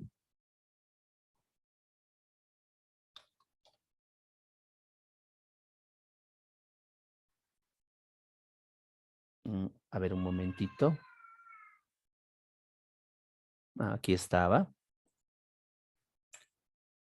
A ver, vamos a ver. Un momento, colegas. Ya, ahora sí. Comparto pantalla. Muy bien, aquí estamos, ¿no? Aquí estamos. Bueno, creo que con ustedes habíamos visto ya una creo, ¿no? Habíamos visto. A ver.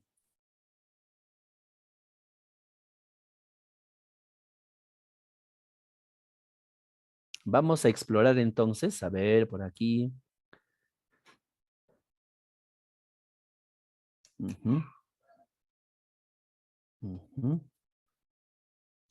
A ver, vamos a ver. Ahí está la prueba de comprensión.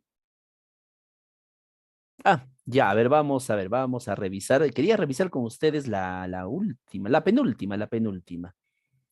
¿Dónde estaba? Aquí está, el texto 3. El texto 3 quería revisar con ustedes, ¿ya? El que habla sobre José María Arguedas. Esta es una que trajo bastante problema. Se refiere, colega Zuleika, a la pregunta 9 de la práctica dirigida que hemos tenido. A ver, vamos a ver. La pregunta 9 es la C, colega Zuleika, es la C. Es la C. Muy bien. Continuamos. A ver, vamos a ver. Revisamos el texto. Vamos, el texto 3. Parece que fuera extenso, colegas, pero no lo es. Miren, es en realidad, sino que las letras son grandes. A ver, vamos a ver. El texto 3 se compone por 1, 2, 3, 4, 5, 6, 7, 8, 9 párrafos. Es un texto breve. Vamos, comenzamos. Seguimos el mismo patrón que ya les he recomendado, colegas, ¿ya? En 1944, José María Arguedas, ya listo, de frente, me habla de José María Arguedas, escribió un artículo en el que se proponía un método para promover el desarrollo de la lectura y la escritura en la población quechua hablante del Perú. Muy bien. Método para promover la lectura y la escritura en la población quechua hablante.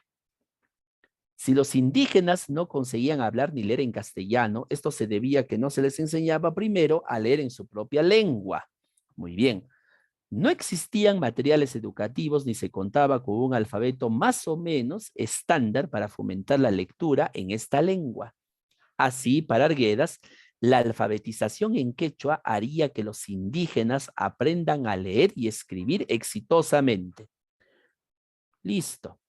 Y esto afirmaría su identidad cultural. Ah, interesante. Esto afirmaría su identidad cultural según Arguedas. Se trataba además de una cuestión estratégica. Según él, la población quechohablante podría sentirse motivada a leer y escribir en castellano, lo que le abriría las puertas hacia la modernidad que se producía en los centros urbanos del país. Muy bien, o sea que, según Arguedas, la población no solamente aprendería a leer y escribir en quechua, ya, o sea, se alfabetizaría, sino que también se incentivarían a hacerlo en castellano, y esto sería una puerta para la modernidad. Esta es una idea bastante prejuiciosa de Arguedas, si se ponen a pensar. Sigo leyendo. Ese mismo año, 44, Arguedas sería invitado por los representantes del sector educativo estatal a dialogar junto con José Antonio Encinas y Luis Valcárcel para la gestación del proyecto educativo indigenista. Proyecto educativo indigenista. Las ideas pedagógicas y lingüísticas que Arguedas compartió en ese diálogo se concertaron desde el 45 en una serie de medidas realmente ambiciosas. O sea, sí hubo medidas. Aparte de la alfabetización en quechua, otro frente de este proyecto educativo fue el mejoramiento salarial de los docentes en la sociedad rural. Muy bien, mejoramiento salarial de los docentes en la sociedad rural. Asimismo, se decidió ampliar la gratuidad y obligatoriedad de la enseñanza a los 3 primeros años de la secundaria. Se dispuso también que las haciendas donde vivieran 30 o más niños de edad escolar estuvieran obligadas a abrir una escuela sostenida por el propietario. Muy bien, aquí nos menciona 3 medidas que se hicieron. Además, se implementaron los núcleos educativos comunales, siguen hablando de medidas. Estos consistían en la creación de una escuela central alrededor de la cual se agrupaban 15 o 20 escuelas. Interesante, lo subrayo, los núcleos educativos comunales. La primera debía controlar la marcha de estas a través de inspecciones periódicas. Los docentes debían ser quechohablantes, especialmente los de la escuela central. En el 47 funcionaban 320 escuelas dentro de este sistema en un par de regiones y superarían los 1.500 en 11 regiones de la década de 1950. Muy bien, aquí es algo que destaca el hecho de los núcleos educativos comunales. De otro lado, el despliegue presupuestal para el sector educativo en el 36 era de 15 millones de soles. Fue de 101 millones en 1946 y llegaría a la suma de 195 millones en el 49. ¿Qué es lo que destaca aquí? El despliegue presupuestal, que fue incrementándose.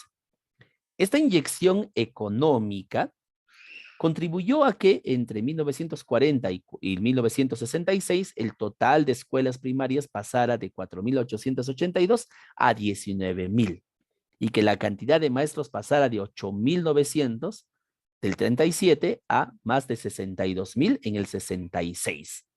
Muy bien, ese despliegue presupuestal entonces ayudó al incremento de escuelas, de docentes y de todo, ¿no? Incluso de alumnos. Estas medidas sembraron la esperanza de que la reivindicación de la población indígena finalmente se lograría. Miren, acá hay una afirmación. Sin embargo,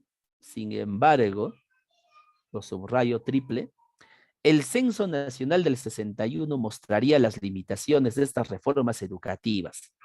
Si bien el avance con respecto al censo del 40 no era despreciable, la cuestión era que, una vez más, la brecha en cuanto a los aprendizajes entre la costa y la sierra no se reducía. Mientras que en la costa el promedio de analfabetismo en castellano era de 27%, en la sierra era del 56%. Miren, aquí está la afirmación, ¿ah? Ahí está. ¿Qué ocasionaba que esta nueva reforma educativa no tuviera los resultados esperados? Para empezar, el desinterés de la propia sociedad campesina por el acceso de las mujeres a la escuela. Existía la percepción de que la educación alejaba a las mujeres de sus actividades tradicionales. El censo mostró que 2 de cada 3 analfabetos mayores de 15 años eran mujeres. Ahí está. Primer problema. Segundo, otro hecho que influyó en los resultados del censo era la persistente migración de la sierra a los centros urbanos costeños de los sectores jóvenes más educados. Migración de la sierra a los centros urbanos costeños. Si bien la educación intentaba expandirse por todo el territorio nacional, Lima y otras ciudades de la costa eran los espacios en los que se focalizaba el trabajo y la posibilidad de bienestar socioeconómico. Y un tercer obstáculo fue la dificultad de aplicar la estrategia de la alfabetización en quechua, tal como ocurre hoy. Por un lado, la formación de alfabetizadores y maestros quechohablantes y la elaboración de textos y materiales educativos en quechua resultaban complicadas y muy costosas. Muy bien, complicadas y muy costosas. Por otro lado, los padres de familia campesinos consideraban que dicha estrategia solo hacía más lento el aprendizaje del castellano cuando sus hijos al cabo de 2 o 3 años de escolaridad eran incapaces de expresarse en castellano, se desilusionaban y los retiraban de la escuela. Muy bien. Algo parecido ahora, ¿no? ¿Ya? Muy bien. A pesar de que existieron estos obstáculos, el censo no desató la frustración ni el descrédito del proyecto indigenista. A pesar de esto, no hubo desmedro, ¿no? Se había cobrado ya la convicción de que la educación era un proceso a largo plazo. Los resultados del censo más bien ayudaron a comprender que la mejora de las condiciones de vida de los indígenas en el Perú necesitaba no solo de innovaciones en las estrategias educativas, sino sobre todo de profundas reformas socioeconómicas. Esta toma de conciencia fue quizá uno de los aportes más relevantes que implicó el proyecto educativo indigenista. Pregunta: ¿de qué me habla el texto? Me habla sobre el proyecto educativo indigenista planteado por José María Arguedas y otros estudiosos, que si bien tuvo una buena intención, se enfrentó también a algunos problemas no previstos. Sin embargo, esto no desanimó a considerar de que esto podría ser ejercido o realizado a largo plazo. Vamos con las preguntas, colegas. A ver, estamos en el examen, ¿ya? Vamos con las preguntas. De acuerdo con el primer párrafo del texto, ¿por qué para Arguedas era una cuestión estratégica que la población quechohablante fuera alfabetizada en su lengua materna? Según el autor, nos indica de que para José María Arguedas, tal como lo hemos subrayado, el hecho de que los indígenas aprendieran en quechua los iba a supuestamente motivar para que también en algún momento aprendieran en castellano. ¿Cuál es la respuesta, colegas, en la 11?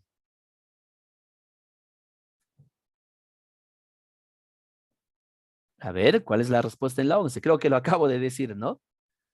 A ver. Es una pregunta literal, ¿eh? Es una pregunta literal. Supuestamente aprendían en castellano, en quechua, en castellano, ¿no? Se sentirían motivados luego a aprender en castellano, pues, ¿no? Y esto los iba a incluir supuestamente en la vida moderna. A ver, la C, porque se sentiría motivado a leer y escribir en castellano, claro, porque ya sé quechua, ahora quiero aprender castellano. Supuestamente eso iban a decir, ¿no? Según José María Arguedas. Listo, la C, muy bien.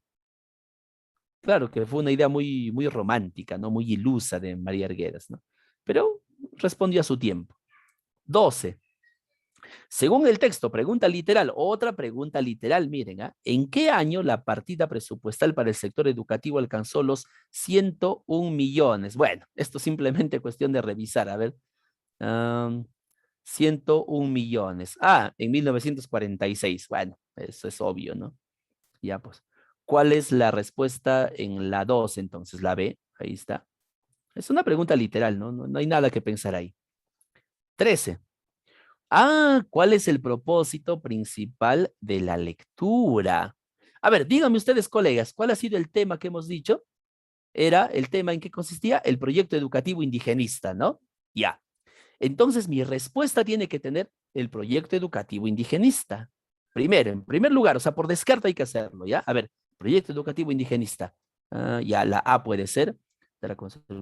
La B también puede ser. También todos tienen, todos tienen. Entonces voy a apelar a lo segundo. Debe empezar con un verbo. El autor nos está manifestando cómo fue y cuál fue la característica de este proyecto educativo indigenista. ¿Cuáles fueron sus resultados y a qué problemas se enfrentó? ¿Cuál es la respuesta en la 13, colegas? A ver.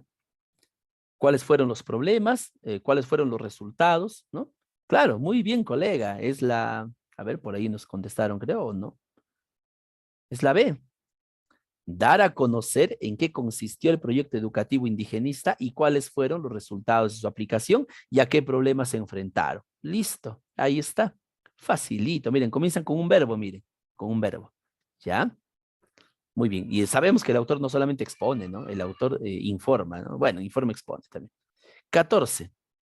¿Cuál de las siguientes afirmaciones no se puede concluir del texto? No se puede concluir del texto.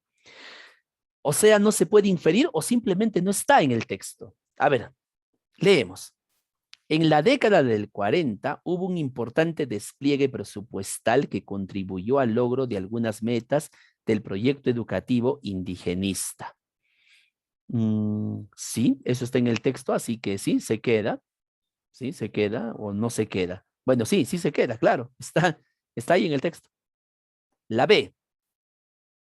A ver, según Arguedas, la población quechohablante debería primero ser alfabetizada en su lengua materna si se busca que aprenda a leer y escribir en castellano. Claro, porque después se inspiraría, ¿no? La C. El censo del 61 dejó en claro que las reformas al modelo educativo causaron un aumento en el promedio de analfabetismo. No, para nada, no es que hayan aumentado el analfabetismo. El problema es que seguía habiendo una brecha. Lo que destaca aquí es que seguía habiendo una brecha entre la educación, entre el analfabetismo, entre la sierra y la costa. No el hecho de que siguiera habiendo o incrementara el analfabetismo. Es una cosa muy distinta, colegas, ¿ah? Es la B. Y para cerrar, la 15. ¿Cuál de las siguientes alternativas expresa la idea principal del último párrafo? Aquí está, de este párrafo.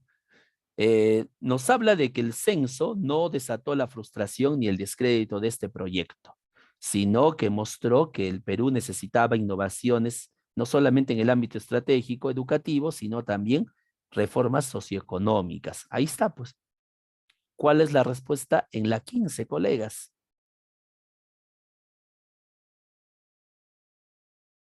Creo que lo acabamos de leer, ¿no? ¿Cuál es la respuesta? Ah, Claro que sí. Clarísimo, colegas. Muy bien. Ahí ah, está. Muy bien, colegas. Excelente, excelente.